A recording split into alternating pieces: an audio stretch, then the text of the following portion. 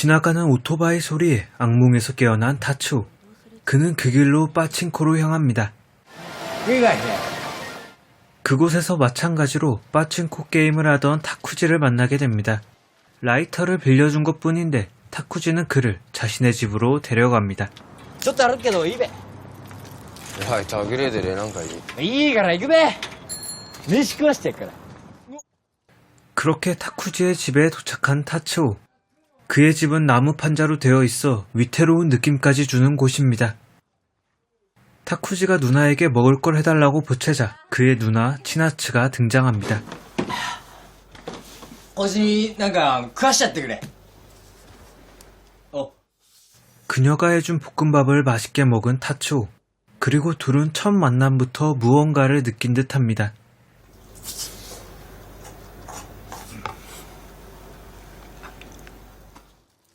얼마 뒤 그의 집으로 한 남자가 찾아옵니다.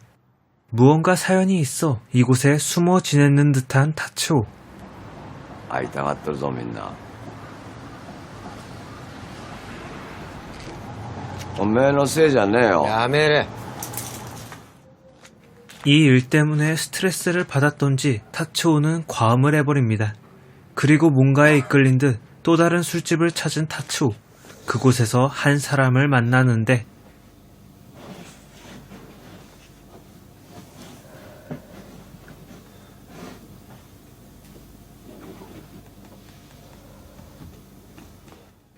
무슨 이유인지 그녀를 보며 조롱하는 듯 미소를 짓는 타츠오.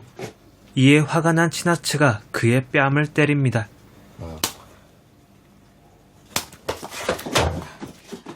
그녀는 퇴근 후 한 남자의 차를 타는데 그와 꽤 깊은 관계인 것처럼 보입니다. 아닌 게 아니라 가석방 중인 그녀의 동생 타쿠지를 고용해주고 있는 것이 바로 이 남자 나카지마였던 것이죠. 그리고 또 얼마 뒤 타츠오는 치나츠를 찾습니다.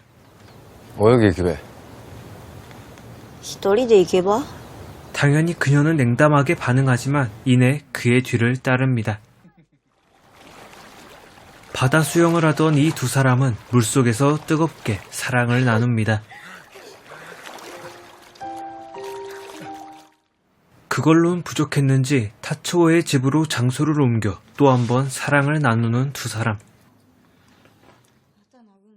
한편 치나츠는 나카지마와도 성관계를 갖습니다.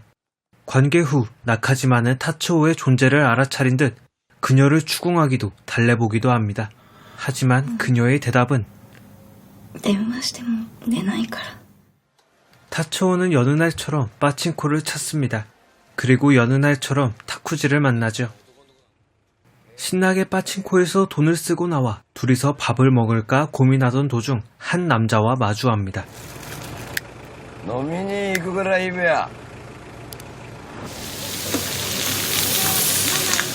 그와 함께 찾은 징기스칸 요리집에서 타츠오가 과거에 어떤 일을 겪었던 것인지 알 수 있었습니다. パパの飛び石でやられた。油断した。 이야기하는 동안 다시 과거의 기억에 잠긴 타츠오는 타쿠지가 끈질기게 붙어오는데도 그저 자신의 집으로 발길을 옮길 뿐이었습니다.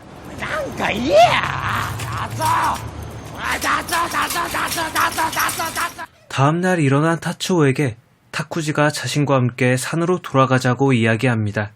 타쿠지 역시 언제까지고 누나한테 신세 질 수 없었으니 돌아갈 곳이 있는 타츠오와 함께 산으로 가고자 한 것이죠. 하지만 타츠오는 그 제안을 수락하지 않습니다. 심지어 앉아있던 타쿠지를 집 밖으로 쫓아내기까지 하죠.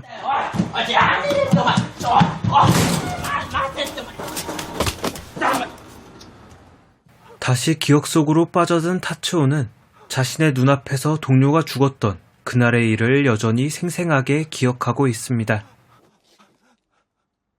이날 타츠오는 치나츠가 일하는 술집을 다시 찾습니다. 이 일을 관두라고 이야기하는 타츠오에게 치나츠는 자신이 술집 일을 관둘 수 없는 이유에 대해 이야기하죠.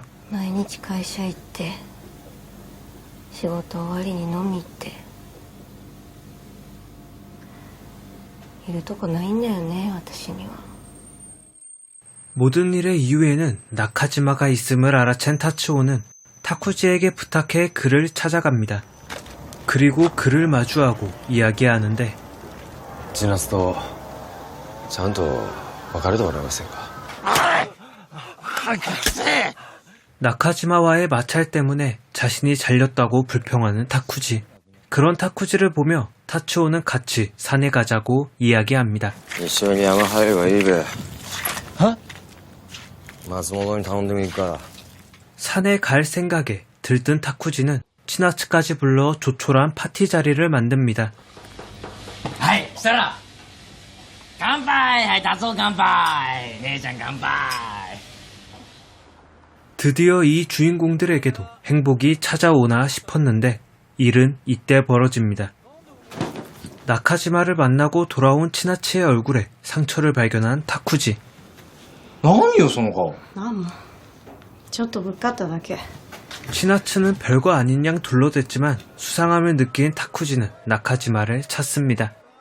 타쿠지는 그에게 누나와 무슨 일이 있었는지 묻는데 나카지마는 자랑하듯 치나츠와 관계를 맺은 걸 떠들며 그녀를 조롱합니다. ちゃんと金払ったんだから文句ねえと思うけどな。 이에 참지 못하고 칼을 들고 돌아온 타쿠지. 지금 여기서 나카지마를 찌르게 되면 타츠오와 산으로 가기로 한 약속은 물론 가석방까지 취소될 것이 뻔합니다. 하지만 타쿠지는 분노로 타오르는 자신을 제어하지 못하는 듯 하네요. 각각의 이유로 불행한 삶을 살았던 세 명의 등장인물. 마침내 행복을 찾는가 싶었던 시기에 찾아온 뜻밖의 사건. 과연 이 세 사람은 모두 행복한 웃음을 지을 수 있었을까요?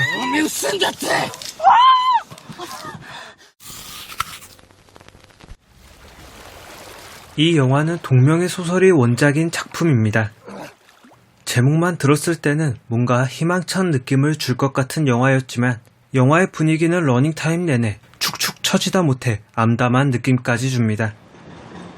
이런 느낌의 원인은 서로가 가지고 있는 상처에서 기인합니다. 먼저 타츠오는 산에서 발파 전문가로 일했습니다.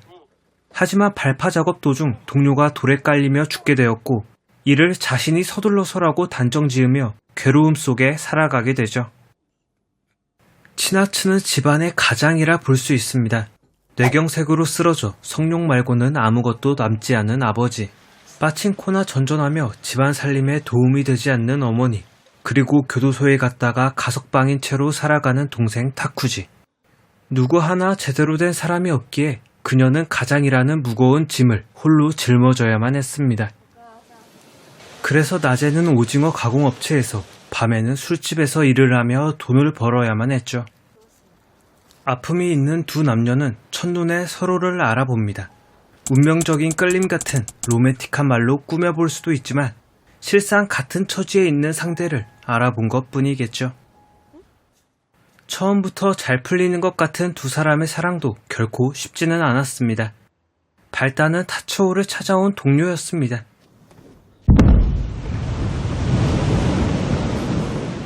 사고 후 트라우마에 줄곧 시달리던 타츠오는 동료를 보자 좀 더 생생히 그때의 악몽이 되살아납니다.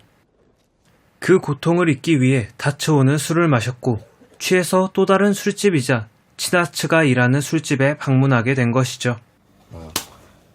그곳에서 비웃는 듯한 그의 웃음 때문에 치나츠에게 뺨을 맞기도 했습니다. 하지만 저는 타츠오의 웃음이 결코 그녀를 비웃거나 술집 여자를 비하하려는 것이 아니었다고 생각합니다.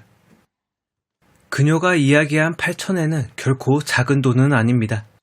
하지만 그녀가 원치 않는 남자와 술을 마시고 후에 관계까지 갖게 되는 보상으로 타당한 액수인지에 대해선 그렇다고 할 수 없겠습니다.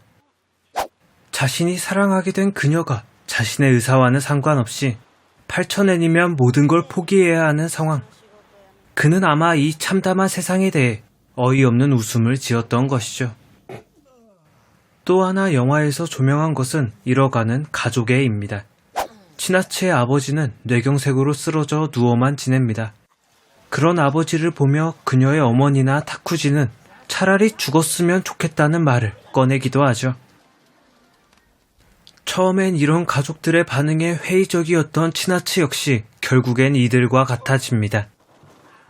홀로 모든 가족들을 부양했던 그녀는 가장 손이 많이 가는 아버지를 자신의 손으로 죽이려 했죠. 타츠오도 다르지 않습니다. 영화 초반에 그의 여동생에게서 편지가 오는데 부모님이 돌아가시고 나서 묫자리를 구하는 문제에 대해 타츠오는 무관심으로 일관합니다.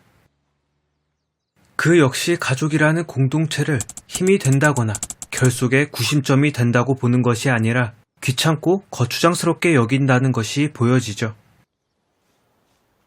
이 작품에서 가장 인상 깊었던 씬은 영화의 막바지 장면입니다. 아버지를 죽이려다 실패한 치나츠와 그녀를 뒤따라 나온 타츠오가 마주보며 미소를 짓는 장면이었죠. 이 장면이 인상 깊은 것은 두 사람의 인생 모두 여전히 불행하다는 데에 있습니다.